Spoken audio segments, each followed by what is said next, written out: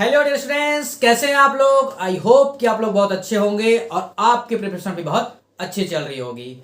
हम सवाल सॉल्व कर रहे हैं सीजीपीएससी में सी सेट में मैथ्स और रीजनिंग के जितने भी सवाल आए हुए हैं उन सवालों को सॉल्व कर रहे हैं। ठीक है ना। इस सीरीज में 2018 के जितने भी सवाल आए थे वो हमने कंप्लीट कर लिए हैं। 2019 के 20 सवाल हमने कंप्लीट कर लिए हैं। आज हम उसके आगे बढ़ेंगे। तो अगर आप इस चैनल पे नए हैं तो चैनल को सब्सक्राइब कर लीजिए, लाइक और शेयर कर लीजिए ताकि आपको टाइम टू टाइम नोटिफिकेशन आपको मिलता रहे। ये जो सीरीज चल रहा है, ये जो टारगेट चल रहा है उसके लिए क्या है, 11 फरवरी 2024 को जो एग्जाम होने वाले यानी कि सीजीपीएससी के जो एग्जाम होने वाले हैं उसमें सी सेट के क्वालिफाई होने में आपको कोई तकलीफ ना हो उसके लिए ये सीरीज चलाया जा रहा है। लास्ट के 5 साल में जितने सवाल आए हैं वो सब हम करने वाले हैं मैथ्स और रीजनिंग में। ठीक है, जिससे कि आपके सी सेट क्वालिफाई हो पाए। चलिए इस सीरीज में हम आगे बढ़ते हैं और सवाल सॉल्व करते हैं 2019 के आगे के सवाल। सवाल नंबर है 21 नंबर का सवाल। देखो ध्यान से कैसे बनेगा। सवाल नंबर 21 बोल रहा है कि यदि किसी वर्ष का कोई एक माह, कोई भी एक मंथ ले लें, वो जो है सोमवार को आरंभ होता है। ठीक है, मंडे से स्टार्ट होता है। वो कोई भी मंथ जो बोल रहा है वो मंडे से स्टार्ट होता है। तो आपको बताना है उस माह का दूसरा शनिवार से चौथा दिन क्या रहेगा, ये आपको सवाल में पूछा गया है। अगर मंडे को 1 तारीख है, ध्यान से दो, अगर मंडे को 1 तारीख है, हमको कहां जाना है, शनिवार में जाना है, सैटरडे में जाना है। तो सैटरडे को कौन सा दिन रहेगा बताओ, सैटरडे को कौन सा दिन रहेगा, सैटरडे को, सॉरी दिन नहीं, डेट कौन सा रहेगा बताओ। सैटरडे को आपका 6 तारीख हो जाएगा कि नहीं हो जाएगा, सैटरडे को 6 तारीख हो जाएगा कि नहीं हो जाएगा। अब ये तो हुआ फर्स्ट सैटरडे, ये क्या हुआ फर्स्ट सैटरडे। अगले सैटरडे में जाएंगे तो +7 कर लीजिए, कितना कर लेंगे +7, तो कितना हो जाएगा 7 6 13। दूसरा सैटरडे को जो तारीख रहेगा वो 13 तारीख हो जाएगा। ये भी सवाल में आपको नहीं पूछा जा रहा है। दूसरे शनिवार से चौथा दिन क्या होगा ये सवाल में पूछा जा रहा है। तो चौथा दिन को कौन सा तारीख होगा, +4 कर देंगे तो कौन सा तारीख रहेगा 17। ऑप्शन बी इसका करेक्ट आंसर है। क्या आप लोगों को ये समझ में आया। आई होप कि ये सवाल बहुत सरल था, आप समझ गए होंगे। चलते हैं अगले सवाल में। ये सवाल सीरीज का सवाल है और ये जो सवाल है वो है रीजनिंग का। चैप्टर का नाम है रिदम सीरीज। क्या है, रिदम सीरीज। ये रिदम सीरीज आपके 2018 के सवाल में भी आया था। आपको बता चुका हूं कि सवाल को कैसे सॉल्व किया जाता है।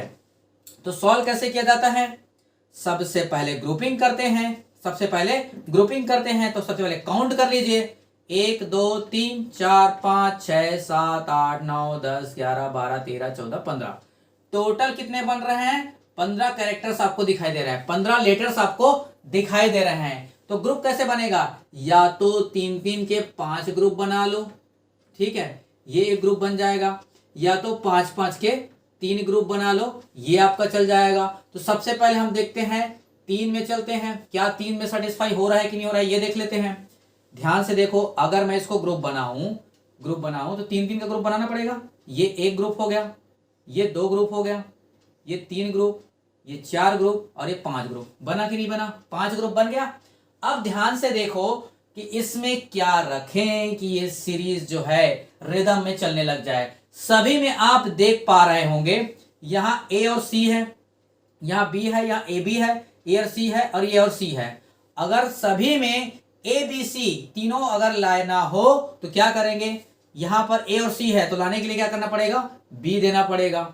यहां बी है तो ए सी लाने के लिए क्या करना पड़ेगा, ए और सी देना पड़ेगा, जिससे कि ए बी सी हो जाए। सभी में अगर ए बी सी लाना हो तो यहाँ ए बी पहले से है, यहाँ सी देना पड़ेगा, यहाँ बी देना पड़ेगा और यहाँ भी बी देना पड़ेगा।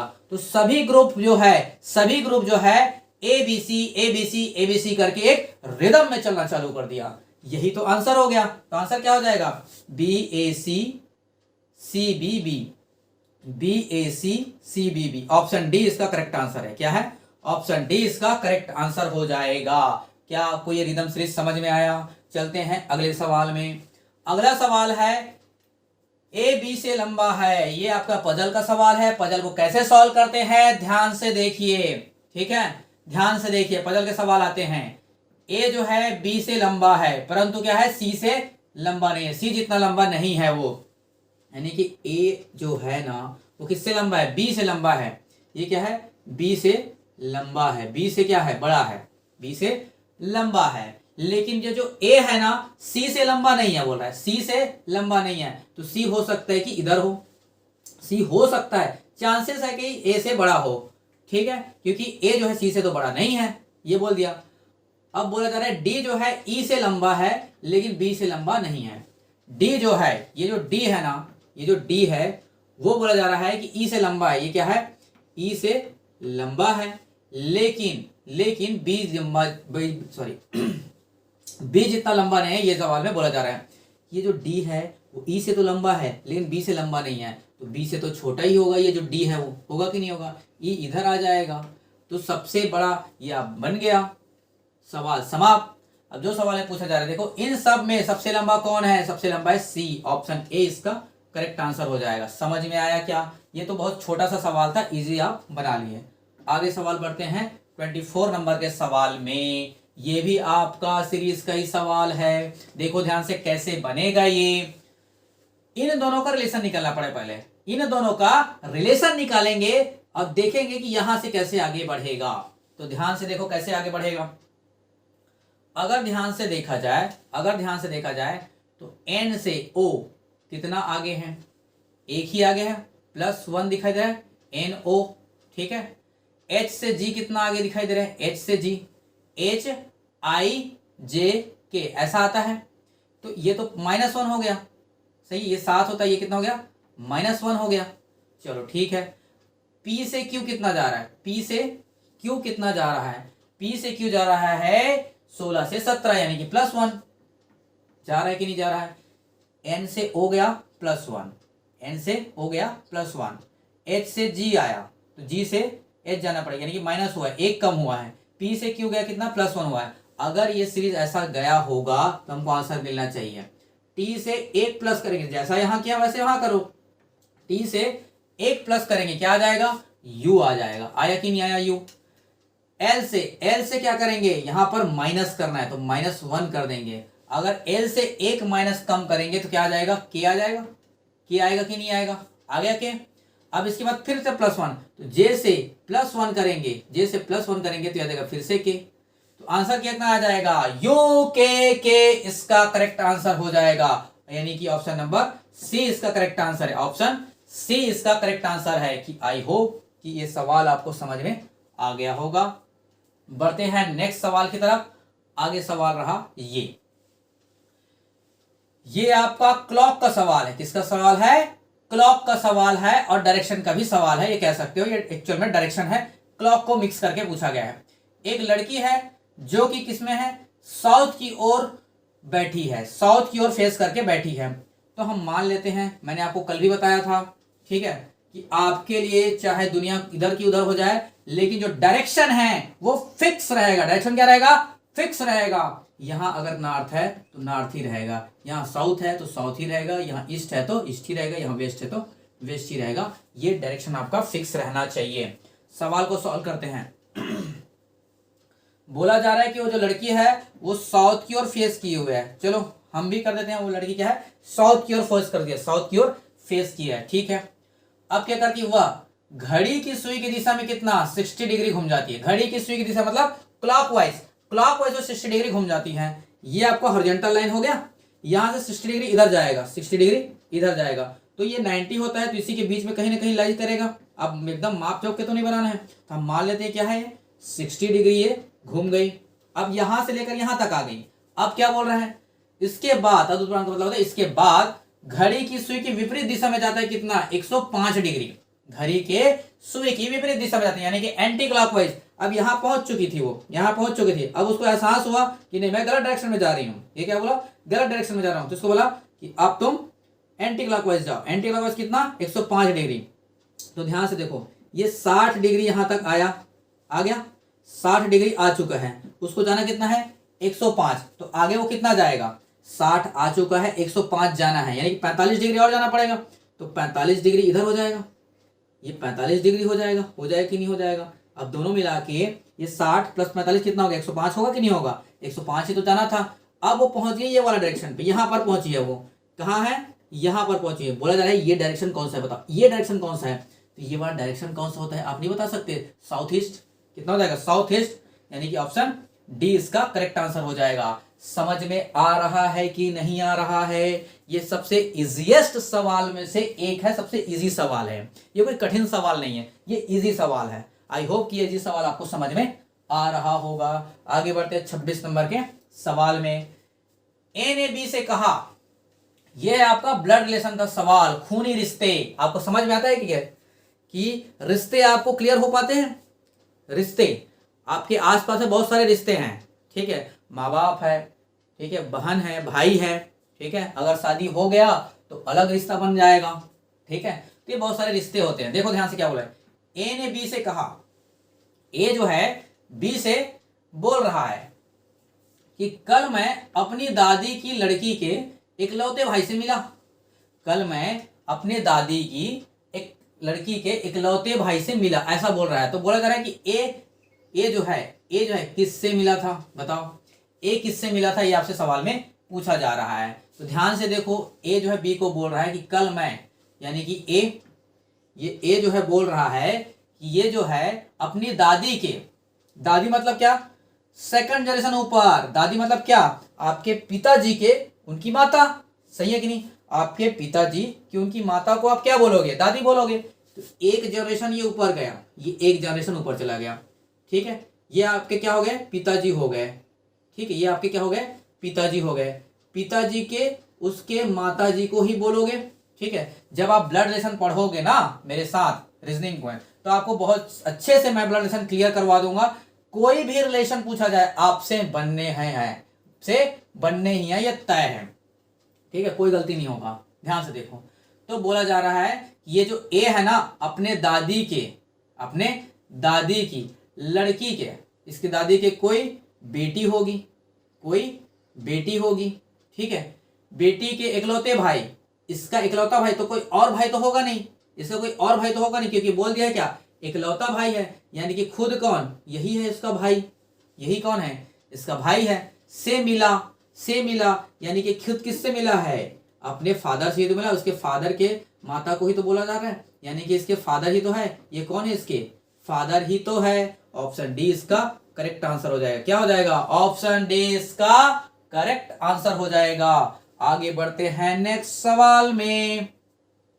ये थ्योरेटिकल सवाल है, ये तो आप मेरे ख्याल से एग्जाम हॉल में भी कर लिए होंगे, फिर भी देख लीजिए आपने कैसा बनाया था उस टाइम पे। 2019 का सवाल अगर दिए होंगे तो निम्नलिखित प्रश्नों को अर्थपूर्ण पढ़िए, तर्क संगत में आपको लगाना है, उचित क्रम में लगा के आपको आंसर देना है।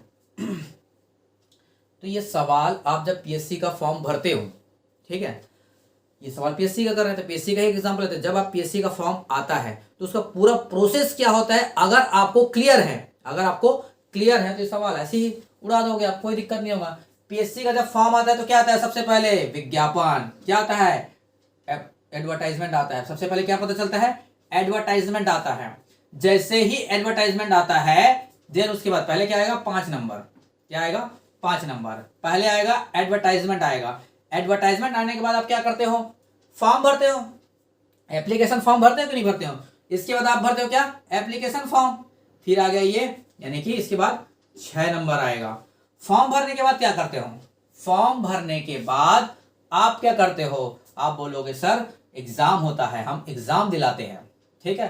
तो एग्जाम, इसमें लिखित परीक्षा तो दिया नहीं है, तो लिखित परीक्षा होने के बाद क्या होता है, लिखित परीक्षा होने के बाद आपका साक्षात्कार यानी कि इंटरव्यू होता है, होता कि नहीं होता है, इंटरव्यू होगा कि नहीं होगा, आपका होगा कि नहीं होगा इंटरव्यू होने के बाद ही तो बाकी चीजें करेगा।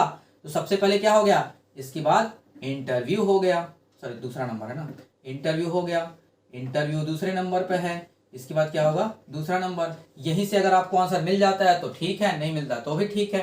क्या होगा, साक्षात्कार, यानी कि ऑप्शन ए इसका करेक्ट आंसर हो जाएगा। क्या हो जाएगा, ऑप्शन ए इसका करेक्ट आंसर हो जाएगा। साक्षात्कार होने के बाद क्या होता है, साक्षात्कार होने के बाद आपका चयन किया जाता है कि कौन कौन सिलेक्शन लिस्ट आपको दिया जाता है। सिलेक्शन लिस्ट आप इंग्लिश में देखो, आपको अगर समझ में आएगा तो इंग्लिश वाला देख लो।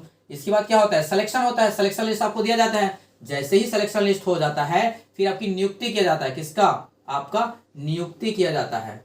आप डीसी बन चुके हैं ऐसा करके आपको नियुक्ति पत्र दिया जाता है कि आपको क्या बनाया जाता है? डिप्टी कलेक्टर बनाया जाता है। ऐसा करके एक नियुक्ति पत्र दिया जाता है। जैसे ही नियुक्ति पत्र दिया जाता है देन उसके बाद होता है परिवीक्षा। परिवीक्षा हो सकता है आपको नया लग रहा होगा, लेकिन क्या होता है? प्रोबेशन पीरियड में दिया जाता है। आप देखे होंगे प्रोबेशन पीरियड चल रहा है, ट्रेनिंग पीरियड चल रहा है, ऐसा करके बोलते हैं। ठीक है, जब नियुक्ति हो जाता है तो प्रोबेशन पीरियड बोलते हैं।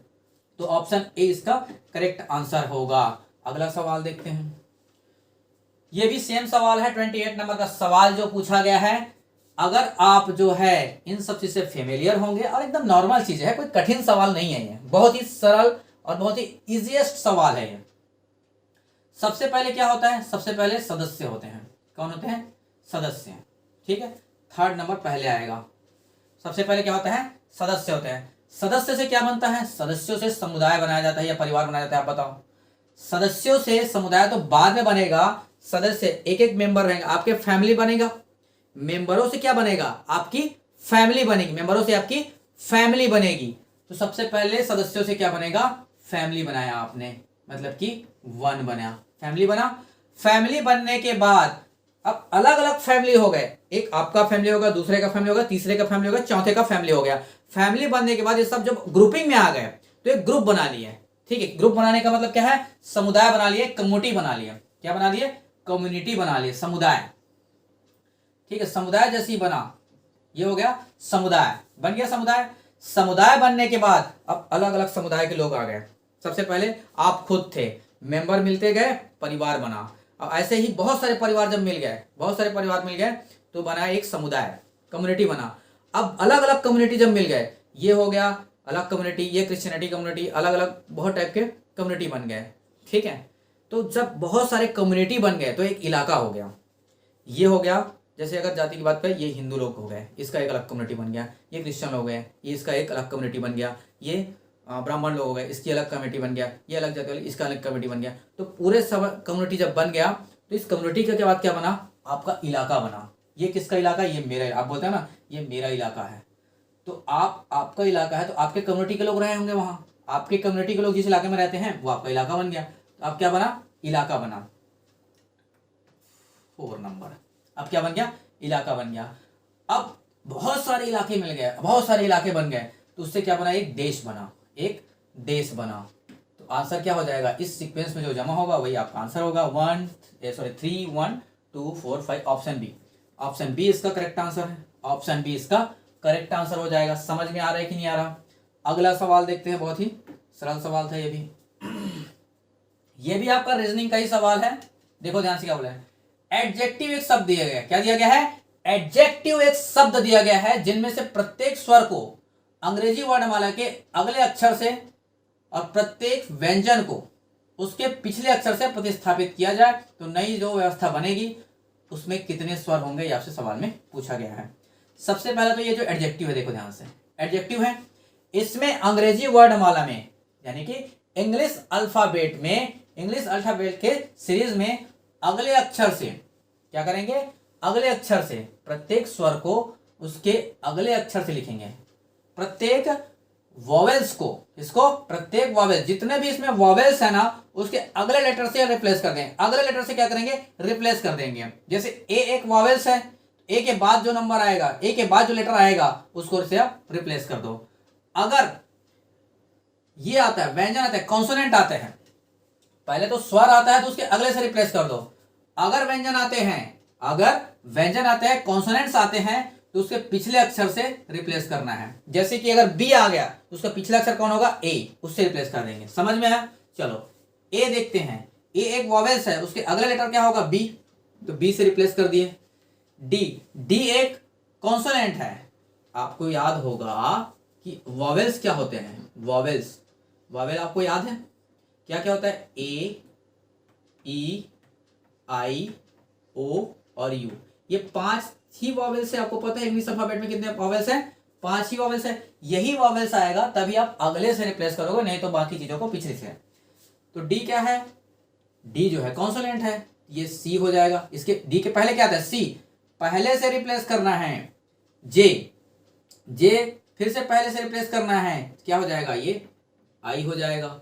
फिर ई, ई क्या है, एक वॉवेल्स है, ई के बाद क्या आएगा, ई के बाद क्या आएगा, तो ई के बाद आता है आपका एफ, तो इसको एफ से रिप्लेस किए। फिर सी, सी एक अगेन कॉन्सोनेंट है, तो इसको बी से रिप्लेस किए। ठीक है, सी को किससे करें, बी से किए।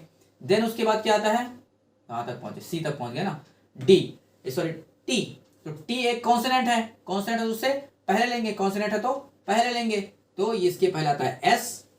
देन उसके बाद आता है आई, आई एक वॉवेल्स है, तो आई के बाद क्या आ जाएगा, जे।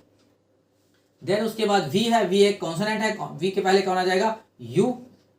और ई अगेन एक वॉवेल्स है, तो वॉवेल्स के पहले, वॉवेल्स के पहले, वॉवेल्स के पहले क्या आ जाएगा, ई के पहले क्या आएगा, देखो ध्यान से, वॉवेल्स को आपको ना अगले अक्षर, सॉरी अगले अक्षर से आना है, तो यानी कि एफ आएगा अगले अक्षर से, ठीक आ जाएगा एफ। यहां तक कोई दिक्कत, अब रिप्लेस कर चुके हो, सवाल में क्या पूछा गया है, नई व्यवस्था के बाद वॉवेल्स कितने होंगे आपसे पूछा गया है, तो वॉवेल कितने हो गए, ये एक वॉवेल्स हो गया, और कोई वॉवेल दिखाई दे रहा है, ये दूसरा वॉवेल हो गया, और कोई वॉवेल दिखाई दे रहा है, नहीं दिखाई दे रहा है, यानी कि दो आपका करेक्ट आंसर है, क्या हो जाएगा, दो ही वॉवेल्स दिखाई दे रहे हैं, यही आपका करेक्ट आंसर हो जाएगा। सवाल करते हैं अगला, नेक्स्ट। यदि यूनिवर्सिटी एक शब्द दिया गया, सेम उसी टाइप का सवाल है, यूनिवर्सिटी एक शब्द दिया गया है कि अक्षरों में ए को बी को सी लिखा जाए, इस प्रकार चलते जाए तो निम्नलिखित अक्षरों में से कौन सा अक्षर दाहिने से तीसरे के बाईं ओर का तीसरा शब्द होगा, ऐसा सवाल में पूछा गया है। ठीक है, ये जितने भी सवाल दिए जाते हैं ना, आपको घुमाने के लिए देता है कि आगे से तीसरा, उससे पीछे, उसका राइट, उसका लेफ्ट, तो ये सिर्फ घुमाने के लिए पूछा जाता है। बहुत ध्यान से आराम से जब आप करोगे ना, तो ये सवाल आप इजीली कर पाओगे। ध्यान से देखो, अगले से रिप्लेस किया गया, ए को बाद बी आता है, तो ए को बी से करेंगे। ठीक है, तो अगला नाम, अगला लेटर जो भी आएगा उससे वो रिप्लेस होता जाएगा। तो यू के बाद क्या आता है, वी, तो वी से रिप्लेस किए। एन के बाद क्या आता है, ओ, तो इससे रिप्लेस किया। आई के बाद जे, फिर वी के बाद डब्ल्यू, फिर ई के बाद एफ, ठीक है, आर के बाद एस, एस के बाद टी, आई के बाद जे, ठीक है, फिर टी के बाद क्या आता है, टी के बाद आ जाता है यू, फिर वाई के बाद जेड, इसे रिप्लेस कर दिए। अब रिप्लेस करने के बाद जो पूछा जा रहा है, देखो कौन सा अक्षर दाहिने मतलब राइट, राइट से तीसरा जाओ, राइट से तीसरा कौन है, यहां पर पहुंचे, राइट से तीसरा में कौन है, जे है। तीसरे अक्षर के लेफ्ट में, बाईं ओर का मतलब क्या है, लेफ्ट में, मतलब तीसरे अक्षर है, इसका लेफ्ट इधर ही होगा, तो लेफ्ट का तीसरा अक्षर, इससे तीसरा अक्षर में आ जाओ, लेफ्ट से तीसरा, 1 2 3, आंसर क्या मिला, एफ। तो एफ इसका करेक्ट आंसर हो जाएगा। एम ए जेड कोई ही नहीं है, इनमें से कोई नहीं, इनमें से कोई नहीं, इसका करेक्ट आंसर हो जाएगा। क्या ये सवाल समझ में आया, क्लियर है।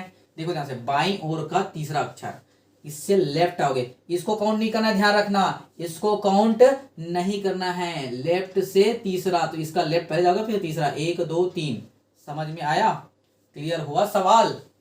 चलो, हालांकि इनमें से कोई भी आंसर आता ही नहीं, जैसे भी आप चेक करते हैं, ठीक है, लेकिन ध्यान रखना।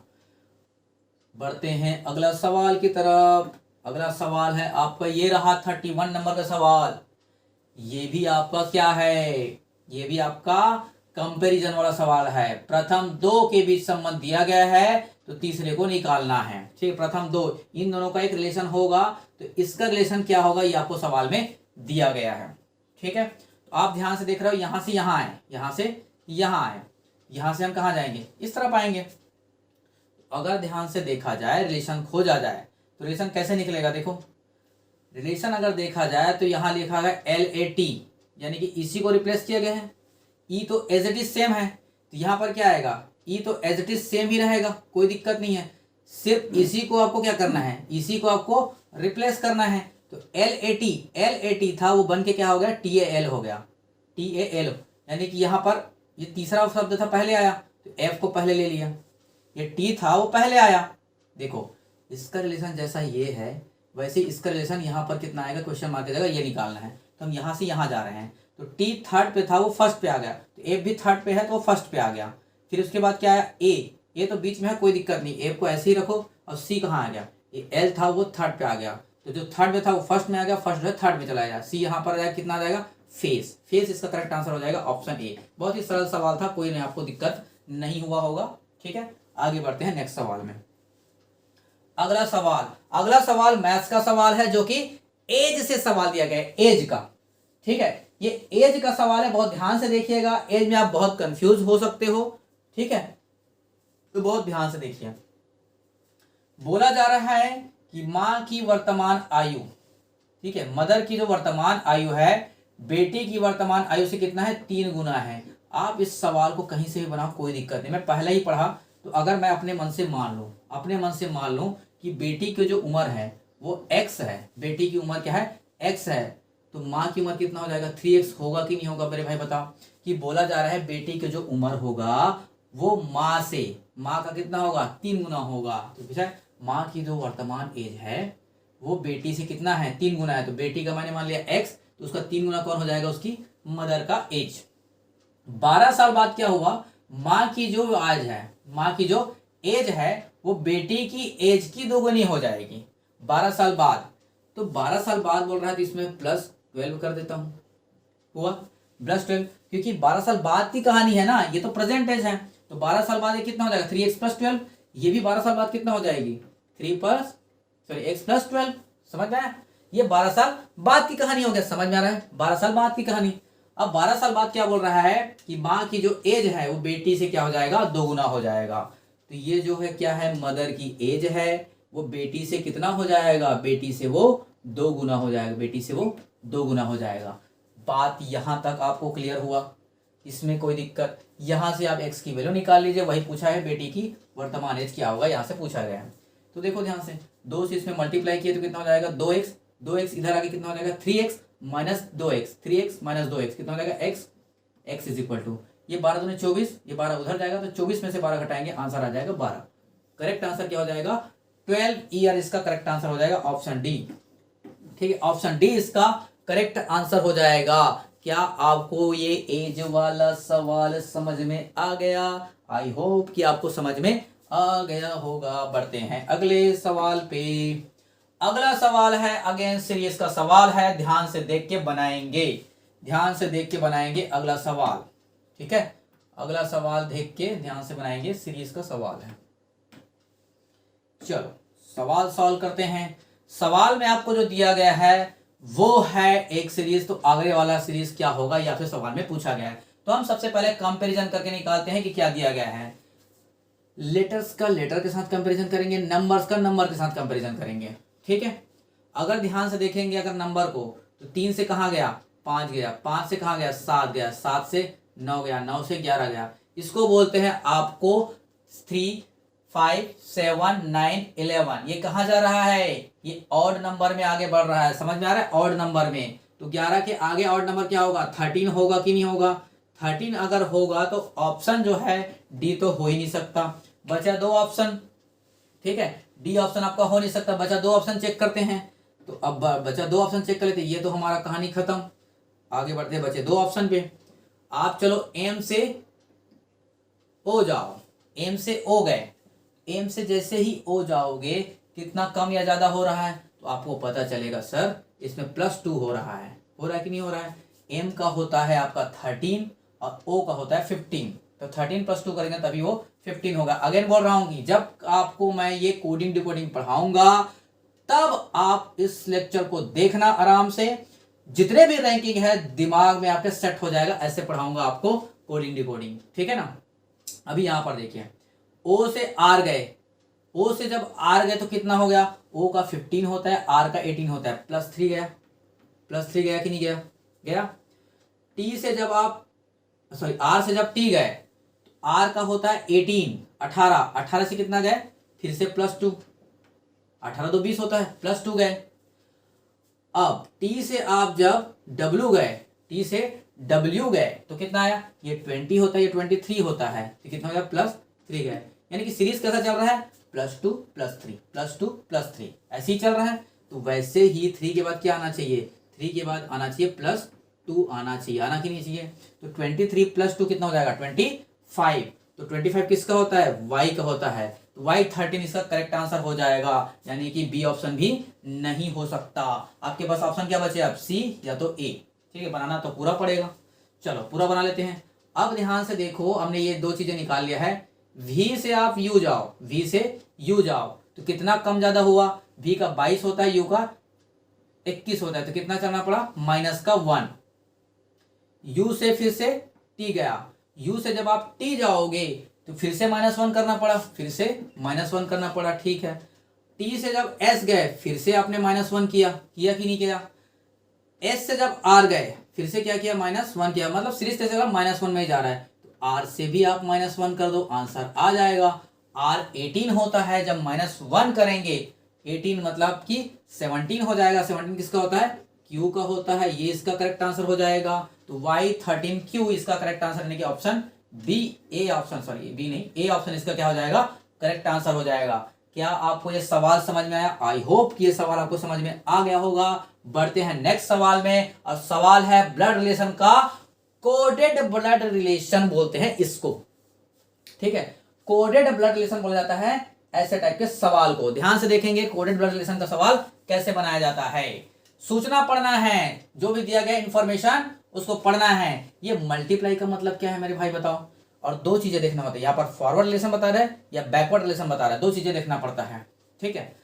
यहाँ पर देखो P मल्टीप्लाइड बाई Q, तो P जो है Q का पिता है, तो जो रिलेशन निकल रहा है, जो रिलेशन निकल रहा है वो किसका निकल रहा है, जो पहले दिया गया है, ठीक है। इस P का रिलेशन निकल रहा है, P जो है Q का पिता है, ये जो P है ना वो Q का पिता है, ये क्या बोलते हैं, इसको फॉरवर्ड रिलेशन बोलते हैं, जो पहले वाले का रिलेशन निकलता है। यहाँ माइनस का मतलब क्या है कि P जो है Q की बहन है, ठीक है। एक पिता निकल रहा है, बहन निकल रहा है, फिर मम्मी निकल रहा है यानी कि माँ, फिर भाई, ठीक है। तो डिवाइड का मतलब भाई, प्लस का मतलब माँ, माइनस का मतलब क्या, बहन, और मल्टीप्लाई का मतलब क्या है, पिता। ऐसे सवाल में दिया गया है। ये सवाल पे, इस सवाल पे दो सवाल बेस्ड है, 34 और 35। ये दो सवाल यहाँ से आपका बनने वाला है। देखो ध्यान से, जब कभी भी आपको ऐसा पूछा जाता है ना, जब कभी भी आपको ऐसा पूछा जाता है, सबसे पहले क्या करना है, दो ही काम करना है आपको। अगर आप यहां पर सबसे पहले जेंडर क्लियर कर दो, ठीक है, सबसे पहले क्या करेंगे, जेंडर क्लियर कर दो कि भाई वो महिला आ रहा है या पुरुष आ रहा है, मेल आ रहा है या फीमेल आ रहा है। याद रखना कि जब कभी भी आप ब्लड रिलेशन का सवाल करोगे, ट्रांसजेंडर का इस्तेमाल नहीं करोगे, ट्रांसजेंडर नहीं होता है, ये मान के चलोगे, ठीक है। जेंडर पे फोकस किए, और दूसरा चीज फोकस करना होता है जनरेशन पे। जनरेशन पे आपको फोकस करना होता है। दो ही चीजें हैं पूरे ब्लड रिलेशन में जो खत्म कर देते हैं इन चीजों को। अगर जेंडर क्लियर है, जनरेशन क्लियर है, तो इजीली आप सवाल के आंसर तक पहुंच जाओगे। देखो पूछा किसके बारे में जा रहा है, एम जो है बी का क्या लगता है, एम जो है बी का क्या लगता है। इस एम का रिलेशन पूछा गया किससे, बी से, तो ये बैकवर्ड जा रहा है कि नहीं जा रहा है बताओ, बैकवर्ड जा रहा है कि नहीं जा रहा है बताओ। एम का रिलेशन इस बी से पूछा जा रहा है, अगर आगे चलता तो ये फॉरवर्ड होता, ये ई का रिलेशन बी से पूछ रहा है तो बैकवर्ड हो रहा है। तो ध्यान से देखेंगे, सबसे पहले तो ये बैकवर्ड जा रहा है, और दूसरी बात ये एम का जेंडर निकालेंगे। जेंडर निकालने के लिए सामने वाले को देखना पड़ेगा। सामने वाले को क्यों देख रहे हैं, क्योंकि भाई ये पी के सामने जो भी लगा रहता है, पी के सामने जो लगा रहता है, पी के सामने जो लगा रहता है, पी के सामने जो लगा रहता है, वही तो रिलेशन निकाल रहा है। पी जो है क्यू का, पी जो है क्यू का, तो यहाँ पर जो लिखा रहेगा वो यहाँ के रिलेशन से तो निकल रहा है, फॉरवर्ड का निकल रहा है। अगर पी का निकालना है तो यहाँ भी फॉरवर्ड वाला देखेंगे। तो ये जो डिवाइड है, डिवाइड का मतलब क्या है, भाई। तो अगर जैसे ही भाई दिखाई दिया यानी कि क्या आ रहा है, भाई जैसे ही पता चला कि उसका जेंडर क्लियर हो गया, भाई जैसे ही सुने वो कौन है, वो है मेल। क्या है, मेल। भाई तो मेल होता है, इतना तो पता होगा आपको, है कि नहीं, पता है ना, भाई जो है मेल होता है। तो मेल जैसे ही क्लियर हुआ तो फीमेल वाला आंसर कट जाएगा, तो पुत्री होगा नहीं, पोती होगी नहीं, ठीक है। फीमेल हो ही नहीं सकता, या तो पोता होगा या तो पुत्र होगा, या तो ग्रैंडसन होगा या तो सन होगा। अब रिलेशन निकालो। प्लस का मतलब क्या बता रहा है, माँ। प्लस का मतलब माँ। सबसे पहले मैंने क्या क्लियर किया, जेंडर को क्लियर किया। अगर ये प्लस का मतलब मदर है, और अगर मदर है तो एक जनरेशन ऊपर जाएगा, एक जनरेशन ऊपर, उसको +1 से डिनोट करते हैं। क्या करते हैं, +1 से डिनोट करते हैं, +1 से डिनोट। एक जनरेशन ऊपर को क्या करते हैं, प्लस से डिनोट करते हैं। एक जनरेशन ऊपर मतलब प्लस से। ये हो गया प्लस का मतलब। और मल्टीप्लाई का मतलब क्या है, मल्टीप्लाई का मतलब क्या है, पिता है, ये भी एक जनरेशन ऊपर, यानी क्या हो जाएगा, +1 हो जाएगा। टोटल करेंगे कितना हो जाएगा, +2 आएगा, आएगा कि नहीं आएगा, +2, ठीक है। +2 का मतलब आप सोच रहे होगे सेकंड जनरेशन में आंसर आएगा, लेकिन एक चीज बता रहा हूं, एम का रिलेशन किससे निकालना है, बैकवर्ड जा रहे हैं। जैसे ये बैकवर्ड वाला आंसर आता है, जैसे ये बैकवर्ड वाला आंसर आता है, ये जो साइन है वो बदल जाता है। +2 का क्या हो जाएगा, -2 इसका करेक्ट आंसर हो जाएगा, -2। यानी कि आपको कितना है, आपको देखना कितना है, प्लस जनरेशन नहीं देखना है, ऊपर वाला जनरेशन नहीं देखना, आपको नीचे वाला जनरेशन चाहिए, आपको नीचे वाला जनरेशन चाहिए। क्या चाहिए, नीचे वाला जनरेशन चाहिए। +2 वाला ऊपर वाला नहीं, अब माइनस में आ गया, अब नीचे वाला जनरेशन चाहिए। तो नीचे वाला जनरेशन क्या निकलेगा, आपका पोता ही होगा। पोता कौन होता है, पोता होता है आपके बेटे या आपकी बेटी। ठीक है, यहाँ पर तो बेटे की बात चल रही है, तो आपके बेटे के बेटे, बेटे के बेटे, उसी को आप पोता बोलोगे। ये सेकंड जनरेशन नीचे चला जाएगा, आपका बेटा फर्स्ट जनरेशन हो जाएगा, उसके बेटे आ जाएंगे सेकंड जनरेशन नीचे। क्या आ जाएगा, ऑप्शन बी इसका करेक्ट आंसर हो जाएगा। ठीक है, समझ में आया है सवाल। अगला सवाल यहीं पे लगा लेते हैं। अगला सवाल है आपका, सवाल नंबर है कौन सा था, 35, तो 34 नंबर सवाल, 34 नंबर का सवाल रहा ये आपके सामने। ठीक है जी, 34 नंबर का देखो सवाल में क्या पूछा जा रहा है। सवाल में पूछा जा रहा है आर जो है एम की भतीजी होनी चाहिए। क्या होना चाहिए, आर जो है, ये जो आर है वो एम की क्या होना चाहिए, भतीजी होना चाहिए। अगर भतीजी जैसे ही बोला, जेंडर क्लियर हुआ कि नहीं हुआ, जैसे ही भतीजी बोला जेंडर क्लियर हो गया, तो क्या आएगा, वो फीमेल आएगा। क्या आएगा, फीमेल आएगा। तो जेंडर कैसे क्लियर हुआ, सवाल से क्या आएगा, फीमेल आएगा इसका आंसर। तो जितने भी मेल आ रहे होंगे वो आपका आंसर नहीं हो सकता, जितने भी मेल आ रहे होंगे वो आंसर नहीं हो सकता। तो आर को देखते हैं, आर कहाँ दिखाई दिया, यहाँ पर। आर के आगे तो कुछ दिखाई नहीं दे रहा है। अगर आर के आगे जैसे पी के आगे कुछ दिखाई देगा तभी तो हम पिता है माता है बहाने क्या दिखाई देंगे, पता चलेगा। यहाँ आर के आगे तो कुछ दिखाई नहीं दे रहा है, तो ये ऑप्शन आपका वैसे भी नहीं हो सकता, खत्म कहानी। अब देखते हैं इन तीनों में आर माइनस दिख रहा है, माइनस का मतलब क्या है, बहन है, बहन का मतलब क्या है, फीमेल है, बहन का मतलब क्या है, फीमेल है, आंसर हो सकता है। ठीक है, रखते हैं। माइनस का मतलब क्या है, बहन है, ये दोनों आंसर पॉसिबल हो सकते हैं। प्लस का मतलब क्या है, प्लस का मतलब मदर है, तो तीनों ही ऑप्शन आपके पॉसिबल हो सकते हैं। ध्यान से देखो, अब देखो आर जो है एम का, तो यहाँ तो सीधा सीधा रिलेशन दिख रहा है भाई, इन दोनों में तो सीधे सीधे रिलेशन दिख रहा है। आर जो है एम का क्या लगेगा, माइनस का मतलब क्या है, माइनस का मतलब है बहन, यहाँ तो बहन दिख रहा है, हमको तो भतीजी लेके आना, ये आंसर हो नहीं सकता। प्लस का मतलब क्या दिख रहा है, प्लस का मतलब होता है मदर, तो भाई आर तो एम का मदर लग गया, ये भी ऑप्शन नहीं हो सकता, चेक करने की जरूरत नहीं, ऑप्शन बी इसका करेक्ट आंसर है। ऐसे ऑप्शन से उड़ा सकते हो आप ब्लड रिलेशन के सवाल को। समझ में आ रहा है, मैं आपको तरीका बता रहा हूं जल्दी से कैसे करने का। सिर्फ 2 ही काम करना होता है ब्लड रिलेशन में, जेंडर और जनरेशन। ये आप क्लियर कर दिए, कहानी समाप्त। ठीक है, बाकी इसको जो डिटेल में है वो रेगुलर क्लास में आपको डिटेल में बताया जाएगा इसके रिलेशन के बारे में। आगे बढ़ते हैं नेक्स्ट सवाल में। 36 नंबर का सवाल है, बहुत ही सरल सवाल, बहुत ही सरल सवाल। मैं तो इसको फोकट का सवाल बोलता हूँ, फोकट का नंबर बोलता हूँ जैसे सवाल को। देखो, यदि इरेजर को स्केल बोला जाता है, स्केल को शार्पनर बोला जाता है, शार्पनर को पिन बोला जाता है, पिन को क्या बोला जाता है, बैग बोला जाता है, बैग को पेंसिल बोला जाता है, तो एक व्यक्ति किससे मिटाता है, बताओ। एक व्यक्ति जो है किससे मिटाता है, एक व्यक्ति जब आप लिखते हो पेंसिल से कोई भी चीजें लिखते हो तो किससे मिटाते हो, इरेजर से तो मिटाते हो ना, इरेजर से मिटाते हो। तो आंसर क्या होना चाहिए, इरेजर होना चाहिए। अटैक कहाँ करेंगे, किससे मिटाता है, क्या पूछा जा रहा है, किससे मिटाता है, इरेजर से। इरेजर से आप मिलाते हो, इरेजर से आप मिटाते हो। इरेजर को क्या बोला जा रहा है, देखो इरेजर को क्या बोला जा रहा है, इरेजर को क्या बोला जा रहा है, तो इरेजर को बोला जा रहा है स्केल, इरेजर को बोला जा रहा है स्केल, दिख रहा है, इरेजर को बोला जा रहा है स्केल। तो आंसर क्या हो जाएगा, ऑप्शन ए क्या हो जाएगा, स्केल इसका करेक्ट आंसर हो जाएगा। ठीक है, इरेजर को स्केल बोला जाता है। अगला सवाल, ये आपका सवाल है कहां से, वेन डायग्राम, सिलोगिज्म का ये सवाल है, किसका है, सिलोगिज्म का ये सवाल है। कैसे बनाते हैं, सबसे पहले वेन डायग्राम बनाते हैं। क्या बोला है, सभी के सभी एसी क्या है, डीसी है, तो सभी के सभी एसी क्या है, डीसी है, सभी के सभी एसी क्या है, डीसी है। ठीक है, तो डीसी के अंदर कौन आएगा, एसी आ गया। कुछ डीसी ईसी है, कुछ डीसी क्या है, ईसी है, तो डीसी कुछ डीसी क्या है, ईसी है। ये कुछ डीसी क्या हो गया, ये हो गया ईसी है, कुछ डीसी क्या है, ईसी है। समझ में आया।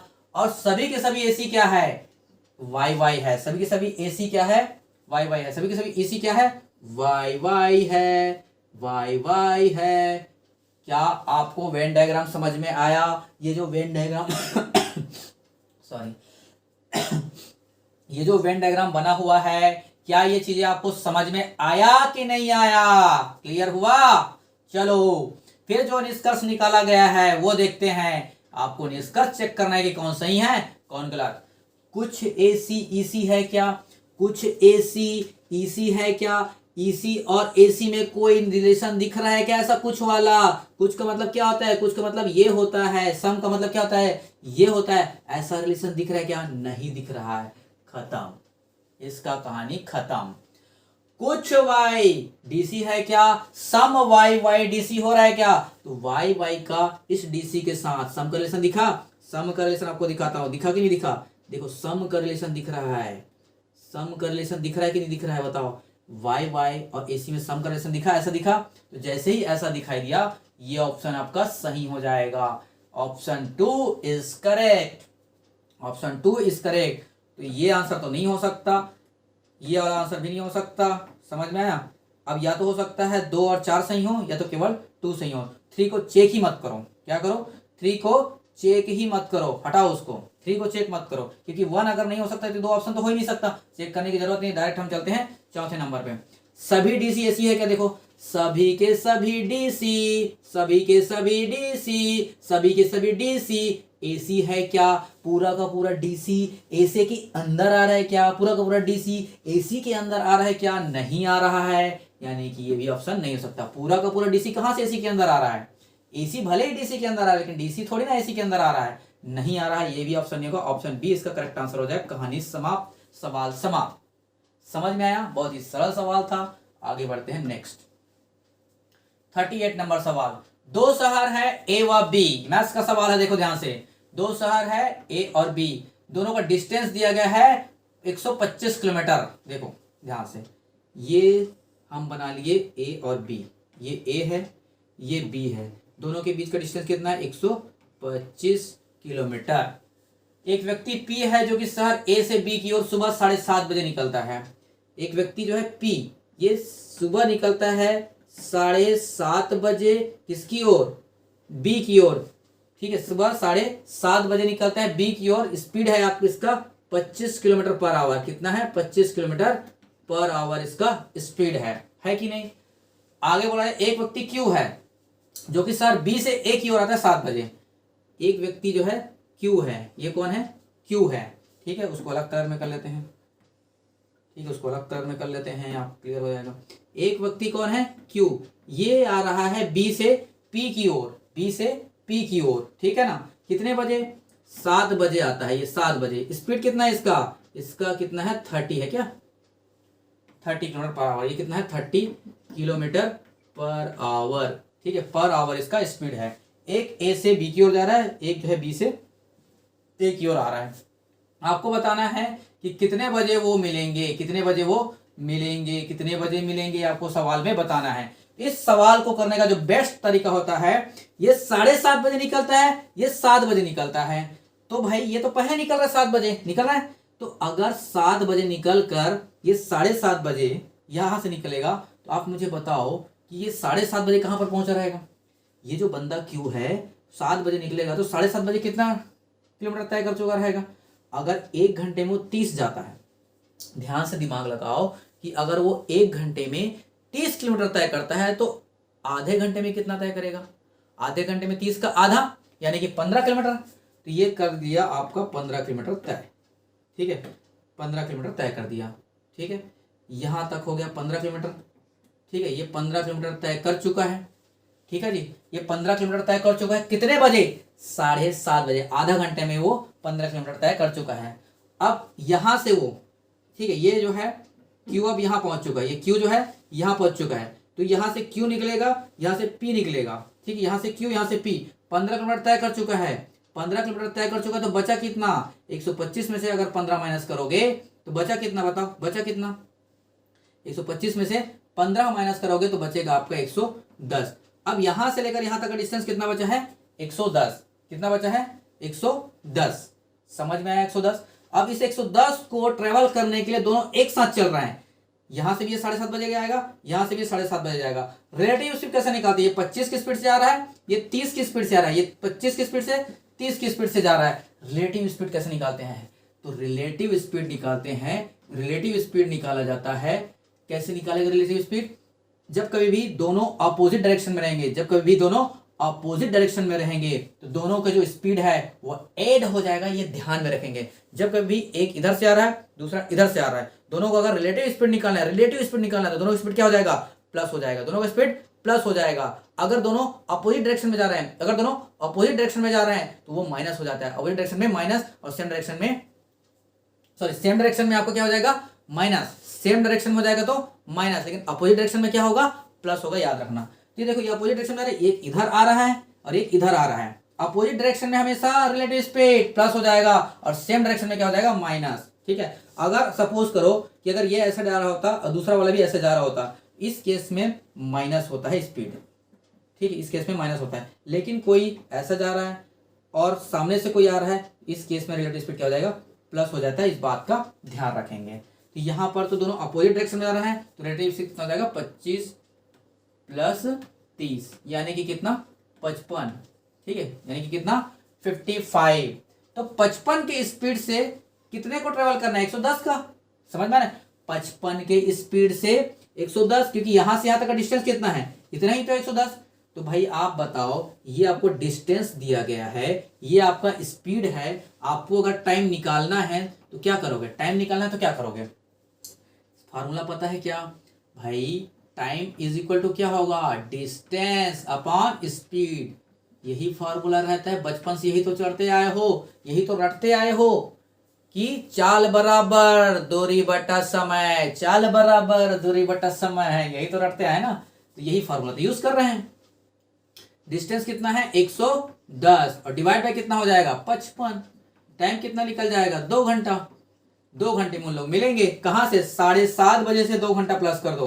7:30 बजे से अगर 2 घंटा प्लस करोगे, देखो इधर नीचे लिखाता नहीं अच्छे से, ठीक है, 7:30 घंटे से जब 2 घंटा प्लस करोगे, 7:30 घंटे से, देखो 7:30 घंटे से जब 2 घंटा प्लस करोगे, 2 घंटा प्लस करोगे तो कितना आ जाएगा? 9:30 बजे। ये आपका करेक्ट आंसर हो जाएगा।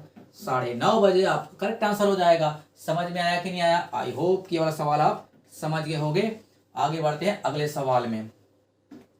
अगला सवाल आपसे पूछा जा रहा है, अगला सवाल जो आपसे पूछा जा रहा है, ध्यान से देखेंगे अगले सवाल को। ठीक है, अगला सवाल पूछा जा रहा है, ये रहा आपके सामने। 6 लड़के हैं और 2 लड़कियां किसी काम को 5 दिन में कर सकते हैं। 6 लड़के 5 लड़की, सॉरी 2 लड़कियां 5 दिन में काम को खत्म करेंगे, जबकि 13 लड़के और 7 लड़कियां उसी काम को 2 दिन में खत्म कर देते हैं। आपको पता है 7 लड़के और 3 लड़कियां उस काम को कितने दिन में पूरा करेंगे? ध्यान से देखो कैसे बनाते हैं। ठीक है, ध्यान से देखो कैसे बनाया जाता है। जितने लोग काम करेंगे, ठीक है, जितने लोग काम करेंगे वो मल्टीप्लाइड बाय कितना दिन काम करते हैं, मल्टीप्लाइड बाय कितना दिन काम करते हैं, वो क्या कहलाता है? आपका वर्क डन कहलाता है, वो कहलाता है वर्क डन। तो ध्यान से देखो, यहाँ 6 लड़के हैं, कितना है? 6 बॉयज हैं और 2 लड़कियां हैं, प्लस 2 वुमेन्स हैं, गर्ल्स लिख लेते हैं, लड़की है मतलब गर्ल्स लिख देते हैं, गर्ल्स हैं। ठीक है, ये है आपका गर्ल्स, 2 गर्ल्स हैं। किसी काम को करने में कितना लगाते हैं? 5 दिन लगाते हैं, 5 दिन। अब आपसे मैं एक सवाल करूं कि अगर टाइम जो है, अभी फॉर्मूला इसके टाइम इज इक्वल टू क्या होता है? डिस्टेंस अपॉन स्पीड, अभी तो किए थे। अगर डिस्टेंस सेम हो, ठीक है, इस केस में हो जाता है work done divide by speed, ये हो जाता है इस केस में। जब कभी भी टाइम एंड वर्क का सवाल आता है, टाइम वर्क डिस्टेंस का आपको सवाल आएगा, टाइम वर्क और स्पीड का आएगा, तो डिस्टेंस की जगह रिप्लेस कौन हो जाता है? वर्क डन जो है रिप्लेस हो जाता है। तो आप जब इसको मत देखो, अब आप देखो टी इज इक्वल टू क्या होता है? Work done divide by speed. अगर वर्क डन आपका सेम हुआ, काम तो सेम ही करना है, काम क्या करना है? किसी काम को ही करना है, काम तो सेम करना है। तो टी और एस के बीच में, टी और एस के बीच में इनवर्सली प्रोपोर्शनल का साइन लग जाता है। और देखिए टी और एस क्या होते हैं? एक दूसरे के अपोजिट होते हैं। ये आपका कॉन्सेप्ट यहां से पता चलता है। टाइम और स्पीड, टाइम और स्पीड जो है एक दूसरे के होते हैं, उल्टे होते हैं। बस इस चीजों को आपको ध्यान में रखना है। तो ध्यान से देखो, कितने में करते हैं तो कितने की स्पीड से करेंगे? कितने की स्पीड से करेंगे? 6 बॉयज और 2 गर्ल्स करेंगे तो कितने की स्पीड से करेंगे?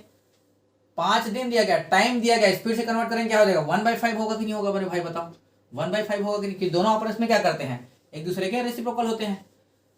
अगला बोला जा रहा है 13 बॉयज और 7 लड़के, 7 लड़कियां, 7 लड़कियां मतलब गर्ल्स, कितने दिन में कर लेते हैं 2 दिन में कर लेते हैं। देखो 2 दिन में कर लेते हैं, तो जब इसको स्पीड में चेंज करोगे तो 1 बाय क्या हो जाएगा 2। इन्हीं दोनों इक्वेशन का इस्तेमाल करना है और एक बॉयज और एक गर्ल्स का वैल्यू निकालना। अगर एक बॉयज पूरे काम को करे तो कितना दिन लगाएगा और वही एक गर्ल्स काम करे तो कितना दिन लगाएगा, ये आपको निकालना होता है। तो अगर इन दोनों में से बॉयज या गर्ल्स, ठीक है बॉयज या गर्ल्स दोनों में से कोई एक को काटना हो तो क्या कर सकते हैं, यहाँ देखो 7 गर्ल्स है, यहाँ 2 गर्ल्स है, यहाँ 7 गर्ल्स है। अगर काटना हो तो क्या करूंगा, मैं करूंगा यहाँ पर इस इक्वेशन को 7 से मल्टीप्लाई कर दूंगा, ठीक है, और इस वाले इक्वेशन को मैं कर दूंगा 2 से मल्टीप्लाई कर दूंगा। इससे फायदा क्या होगा, 7 दूने 14 हो जाएगा, ये 14 गर्ल्स हो जाएगा, ये 7 दूने 14 फिर से 14 गर्ल्स हो जाएगा। अगर दोनों को मैं माइनस कर दूंगा तो ये गर्ल्स से गर्ल्स कट जाएगा और आएगा कितना, बॉयज का आंसर आ जाएगा। चलिए देखते हैं क्या आता है। 7 6 के 42 बॉय, 13 दूने 26, तो 42 में से 26 बॉय माइनस होगा। देखो 7 6 का 42, तो 42 में से अगर 6 दूने 26, 42 माइनस 26 करेंगे तो कितना हो जाएगा, 42 माइनस 26 आ जाएगा आपका 16 बॉयज आएगा कि नहीं आएगा मेरे भाई बताओ, 16 बॉयज बचेगा कि नहीं बचेगा। अरे यार क्या हो गया इसको, हाँ तो 16 बॉयज बचेगा कि नहीं बचेगा मेरे भाई बताओ, 16 बॉयज, 42 में से 26 माइनस करोगे तो कितना बचेगा, 16 बॉयज बचेगा। समझ में आया, ये तो आपका कट गया, इधर कितना बचा, इधर ध्यान से देखोगे तो ये 7/5 आया, इधर कितना आएगा 2/2 यानी कि 1, 2/2 यानी कि 1। तो ध्यान से देखो ये 7/5 आया, माइनस 2/2 यानी कि 1 करेंगे तो 7 माइनस 5 हो जाएगा। इसका एलसीएम कितना हो जाएगा 5 का मल्टीप्लाई इधर, तो 2 कितना हो जाएगा 5, तो कितना हो जाएगा 2/5 आया कि नहीं आया 2/5। अब काटोगे 2 8 16 कटेगा, तो एक बॉयज जो है, एक बॉयज का स्पीड कितना रहता है 1/40। ये आया कि नहीं आया मेरे भाई बताओ, एक बॉयज की कीमत कितना आ गया, एक बॉयज जो है 1/40 की स्पीड से काम करता है। 1/40 का मतलब है 40 दिन लगाता है। अगर एक ही लड़का काम करेगा तो पूरे काम को 40 दिन लगाएगा, ये इसके कहने का मतलब है। अगर मैं जानना चाहूं कि अगर एक बॉयज तो निकाले, एक गर्ल्स अगर निकाला, एक गर्ल्स का निकालेंगे तो वो कितना दिन में करेगा वो जानना चाहता हूं मैं। तो हम क्या करेंगे, बॉयज का कोई भी एक इक्वेशन में रख देंगे, चलो हम निकालते हैं पहले इक्वेशन में ही रख देते हैं। तो 6 बॉयज का कितना हो जाएगा, ये हो जाएगा 6 मल्टीप्लाइड बाय 1/40 होगा कि नहीं होगा, इसको हटाओ भाई, ये हो जाएगा। एक बॉयज का कितना है 1/40, तो 6 बॉयज का कितना हो जाएगा 6 मल्टीप्लाइड बाय 1/40, ये हो जाएगा। 2 गर्ल्स का हमको निकालना है, इज इक्वल टू कितना 1/5 ऐसा दिया गया है। हम करेंगे इसको उधर ट्रांसफर, ये कितना हो जाएगा 2 3 6, ठीक है, और ये 2 दूने 4, 3/20 आ जाएगा। 3/20 जैसे ही इधर आएगा, 3/20 इधर आएगा, ठीक है, ये 3/20 इधर आके कितना हो जाएगा -3/20 आएगा, -3/20। ध्यान से देखते जाओ कहाँ क्या हो रहा है, -3/20 आ गया, -3/20 हो गया, -3/20 हो गया, -3/20, ठीक है। अब एलसीएम लेके इसको माइनस करो, एलसीएम लेके अगर माइनस करेंगे कितना हो जाएगा, एलसीएम हो जाएगा 20, 5 4 20 होता है, 4 - 3 कितना हो जाएगा 1/20 आएगा, 1/20। ये 2 पहले से है, 2 इधर जाएगा, कितना होगा 1/40 आएगा कि नहीं आएगा। इसका भी देखो ये आएगा 1/20 आ रहा है, कितने का 2 गज का आ रहा है, तो एक गज कितना है 1/40, ये भी कितने का आ रहा है 1/40, दोनों ही सेम आ गया। बॉयज भी करेंगे तो 1/40 और गर्ल्स भी करेंगे कितना 1/40, दोनों ही क्या आ गया 1/40 आ गया। क्या यहाँ तक आपको कोई दिक्कत हुआ, नहीं हुआ। आपको निकालना कितने का है, 7 लड़के का निकालना है और 3 लड़कियों का निकालना है। 7 लड़के का निकालना है और 3 लड़की, ठीक है, 7 लड़कियों का और 3 लड़कियों का। तो 7 लड़के आप देखोगे 7 मल्टीप्लाइड बाय, अगर 7 लड़के का निकालना है, एक लड़का कितना 1/40 आता है, प्लस 3 का अगर निकालना है, 3 का निकालना है, एक का कितना 1/40, ये कितना हो जाएगा 1/40। यहाँ तक समझ में आया। दोनों को ऐड कर देंगे तो एलसीएम कितना जाएगा 40, एलसीएम कितना जाएगा 40। ये कितना जाएगा 7 + 3 10, ठीक है, ये कट जाएगा। आया कितना आंसर, 4 दिन में काम को समाप्त कर देंगे। ऑप्शन ए इसका करेक्ट आंसर है। ये जब आपको समझा रहा हूं तो एक एक चीज मैं आपसे लिख रहा हूं। क्यों लिख रहा हूं, क्योंकि आपको चीजें जो है समझ में आना चाहिए। मैं एक एक चीज को आपसे डिस्कस किया। लेकिन जब आप एग्जाम हॉल में बैठोगे तो ये सब दिमाग में करोगे। क्या करोगे, ये स्टेप लिखने की जरूरत ही नहीं है, ठीक है। मैं बता दूं कौन से स्टेप नहीं लिखना है। ये स्टेप लिखने की जरूरत ही नहीं है। ये स्टेप लिखोगे और सीधा आपका आंसर आएगा ये। चलो वीडियो थोड़ा सा रुक गया था, आगे बढ़ते हैं नेक्स्ट सवाल में, ठीक है। यहां तक बातें क्लियर है। चलो नेक्स्ट सवाल में बढ़ते हैं आगे। ये 4 इसका करेक्ट आंसर हो जाएगा। ए यहां पर हो चुका था ना, ये यहां पर हो चुका था। आगे बढ़ते हैं नेक्स्ट सवाल में।